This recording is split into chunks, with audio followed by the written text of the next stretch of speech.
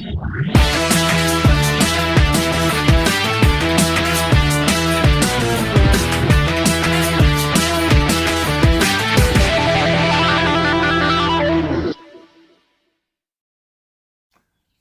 dis Vrydag 23 Januarie 2026, die heel eerste nuusflits vir hierdie jaar, in fact.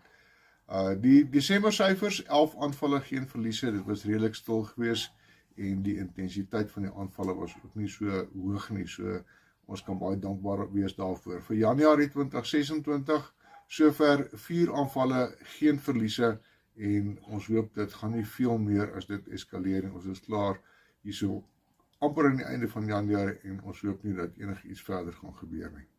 Die groot uitdaging waarmee ons op die oomblik sit in Suid-Afrika is natuurlik back and closure en ek het vanoggend weer 'n opname gesien van wat in die Vrystaat besig is om te gebeur en dit is, by tye is dit dun gesaai, maar by tye is dit ook kommerwekkend, maar nie dat die hele BKS back and closure ding nie 'n kommerwekkende geval is nie, want daar is baie boere wat ongelooflik swaar kry en ongelooflik baie verliese gelei tot dusver. Nou voor ek verder aangaan, ek het baie jare terug het ek kontak gemaak met 'n Dr. Richard Munang. Hy is van Kenia af en hy spandeer meeste van sy tyd in nagraadse studies in die Verenigde Koninkryk in Engeland. En een van sy fokuspunte is die moringa boom. Dit is 'n plant wat jy van die punt van die wortel tot bo by die laaste botsel kan jy daai plant gebruik. Jy kan die hout kan jy maal in meel, daardie meel is, of die bas, ek is nie seker nie, kan ook gemaal word in meel wat natuurlik ongelooflike lae gluten indeks het en dan natuurlik ook baie goed is vir mense wat diabetes is, wat nie enige normale graanprodukte kan gebruik nie. Daarso het ek so 'n bietjie blootstelling gekry aan die moringa ding en op 'n later stadium het ek en AJ Kotse vasgeloop daarso by die Witkruismonument toe ons skoongemaak het in 2023 en nou met die BKS krisis, die back and closure krisis, het hy vir my klomp goeders aangestuur en hy is bereid om sy produk beskikbaar te stel en ons gaan so 'n bietjie daaroor gesels. Dit is 'n hele mond vol, so as ek kort op die skerm kyk, verskoon maar. Die voorkomende produk is 'n produk genaamd Game Changer. Nou die bestanddele in Game Changer is omtrent 80% moringa aftreksel, 17% fulvic acid, ek het nou nie die Afrikaans daarvoor nagevors nie, 2% sitroensuur en dan 1% lactic acid.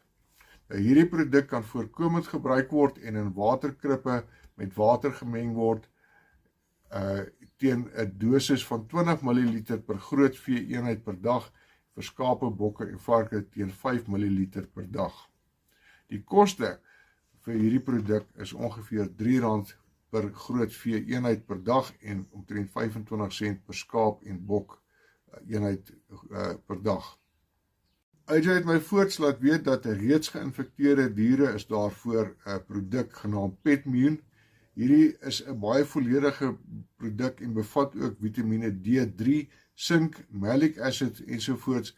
En hy stel voor dat geïnfekteerde diere binnensmonds behandel word 2 keer per dag teen 'n dosis van 20 ml per behandeling en dit is nou oggend en aand. Die mondolie bevat moringa-olie en feko-olie wat ook 'n cannabisolie ekstrak is. So as ek 'n bietjie anglisismes hierso gebruik, ek het nie die korrekte Afrikaans daarvoor nie. Ek het ook nie kans gehad om dit na te vors nie. Dan die aard van die saak moet geïnfekteerde diere dan ook geïsoleer word en dan natuurlik die verhoogde biosekuriteit op 'n plaas om seker te maak dat die infeksie nie versprei na ander diere wat nog gesond is nie. Volgens AJ is daar ook 'n room wat aan die wonde tussen die hoewe aangesmeer kan word en die serum behoort binne 'n maksimum van 7 dae gesond te wees. Die salf bevat die gewone Aqueous Cream wat 'n waterbasis is, moringa-olie, aloe vera en natuurlik ook feko oil wat die cannabis aftreksel is. Dan natuurlik die laastens is daar die antibiotiese olie wat dan 2 keer per dag in die dier se mond gespuit word en sodoende die sere in die dier se mond te genees binne ongeveer 5 dae. Die dosis van die mondolie is 1.5 ml per behandeling en omdat die dier dan ook natuurlik die antibiotiese olie insluk, sal dit ook verder help met die herstel van die dier. Om terug te kom na die ekbosroom toe, melkbeeste se eiers en spene kan ook met die salf behandel word en dit behoort verlies van weefsel en verharding van die weefsel op die spene te voorkom.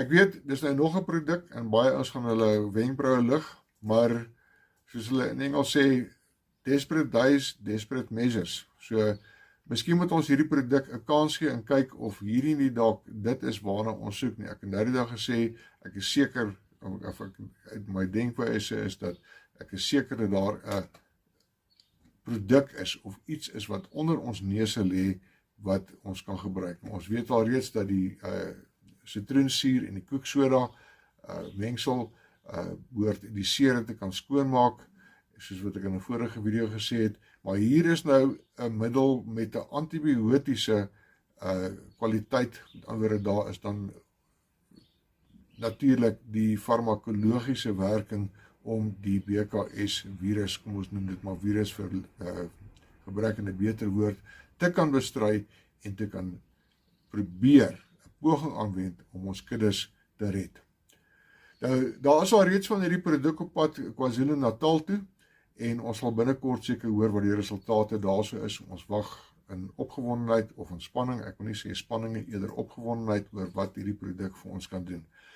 AJ sê, hy is ook beskikbaar vir die ouens wat melk in die Noord-Transvaal of in die Bosveld, kom ons maar Limpopo provinsie, en hy is beskikbaar om uit te ry na daardie plaas toe en te help met die aanvanklike toediening van die Moringa produk op daardie diere. Kom ons hoop dit is waarna ons soek en waarna ons nodig het. Ek sit weer Bring Hoop se bankbesonderhede hier langs my op.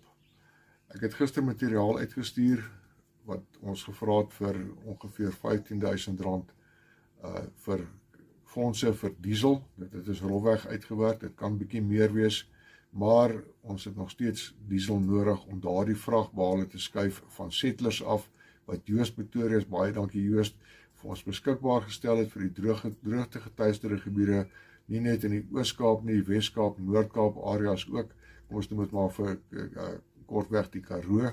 So, as jy kan, maak vir ons die donasie asseblief, sodat ons daardie bale kan skuif en daardie mense wat in ongelooflike nood is, ook bietjie kan uithelp. Nou, dit is al van my kant af, Vrydag, die naweek lê voor, gaan rus lekker. Gewoonlik is daar 'n paar mantige goeders op 'n naweek wat gebeur. Ons weet nie wat in Oos-London gebeur nie, ek het nog geen terugvoer gekry en ek weet nie of daar 'n vonnis is nie, ek weet nie of daar enige oproer is nie. Die kanse vir oproer is ongelooflik goed reg oor die land, maar kom ons hoop dat dit nie gebeur nie en dat mense berus by die gang wat die wet gaan. Geniet julle naweek, kyk julle sesse, maar bo alles, kyk boontoe vir die genade van die Vader, seën en voorspoed vir elkeen van julle. Geniet julle naweek.